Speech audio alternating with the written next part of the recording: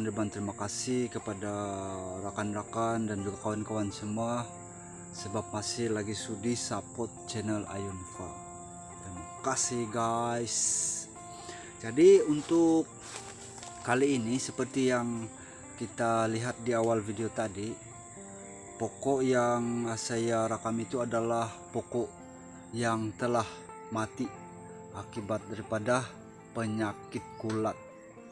Dia kena serang penyakit kulat, jadi dia mati mengering begitu saja itu kawan-kawan. Jadi pada kali ini saya punya perkongsian adalah bagaimana cara untuk mencegah penyakit yang melibatkan penyakit kulat ini.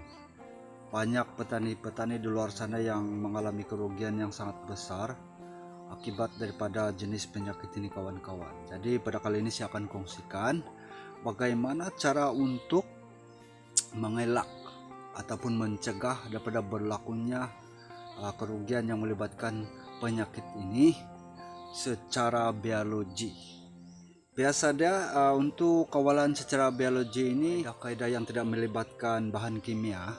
Jadi untuk kawalan yang melibatkan penyakit kulat ini biasanya kita akan menggunakan kaidah pembiakan Trichoderma, yaitu sejenis kulat yang boleh mencegah daripada berlakunya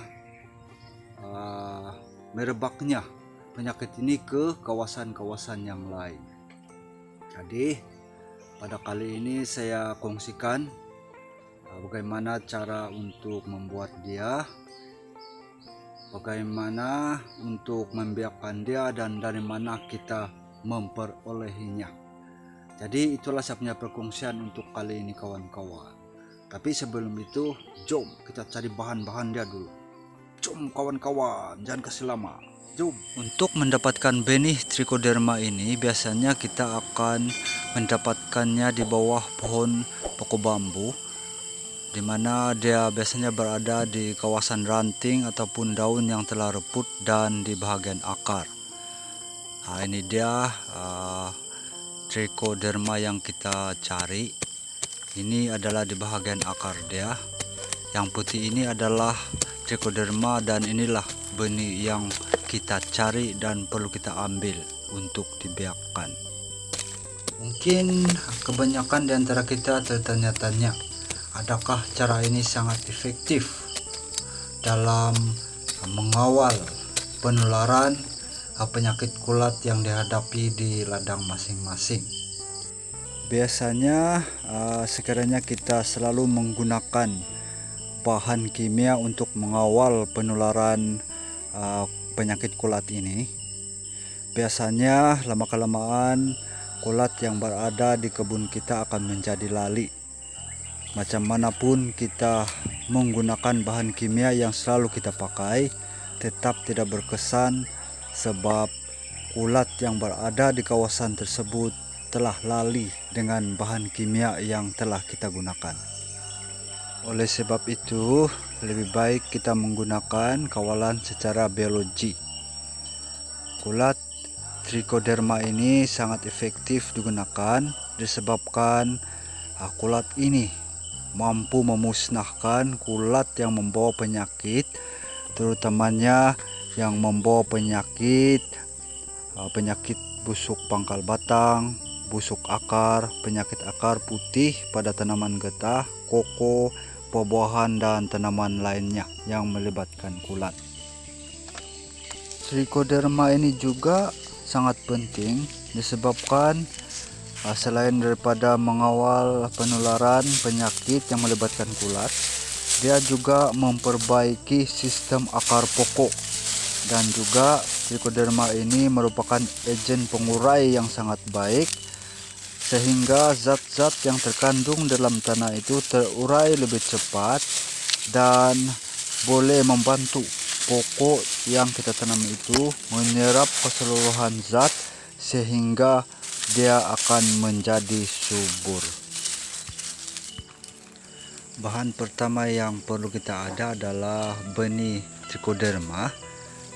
Ini adalah bahan yang kita ambil sebentar tadi, dan yang ini adalah daun pokok bambu yang sudah kering, dan juga kita memerlukan nasi yang sudah sejuk. Sekiranya nasi masih panas, dia tidak berapa sesuai untuk dijadikan bahan lah.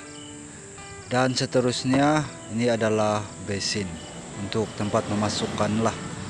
Dan inilah dia keseluruhan bahan yang kita perlukan. Selepas itu kita sediakan basin dan kita masukkan trichoderma, benih trichoderma yang kita ambil sebentar tadi di dalam basin. Pastikan dia rata. Dan selepas itu kita masukkan nasi yang telah sejuk di bagian atas dan kita ratakan seperti ini.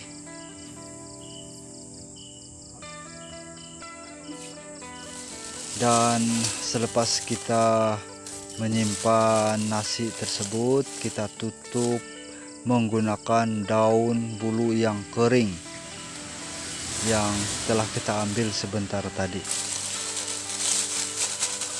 Pastikan nasi yang kita simpan di bagian atas tertutup seperti ini. Dan selepas itu kita bungkus, kita tutup dia menggunakan plastik. Selepas itu kita ikat supaya plastik yang kita gunakan untuk menutup tidak mudah terbuka. Dan selepas ini kita tinggal menunggu untuk trichoderma ini membiak dengan banyak.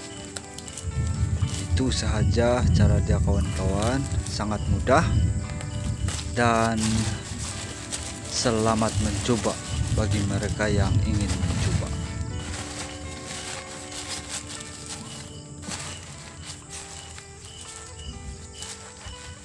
Senang saja ini kawan-kawan, simple. Oke kawan-kawan, setakat itu sajalah perkongsian saya untuk hari ini. Saya harap perkongsian saya kali ini memberi manfaat, dan untuk part seterusnya saya akan coba tunjukkan hasil daripada pembiakan trichoderma yang kita telah buat sebentar tadi. Dan saya akan coba untuk menunjukkan cara aplikasinya di ladang. Oke kawan-kawan, saya pun belum lagi selesai tugasan. Saya sambung menore dulu kawan-kawan. See you again kawan-kawan. Bye bye.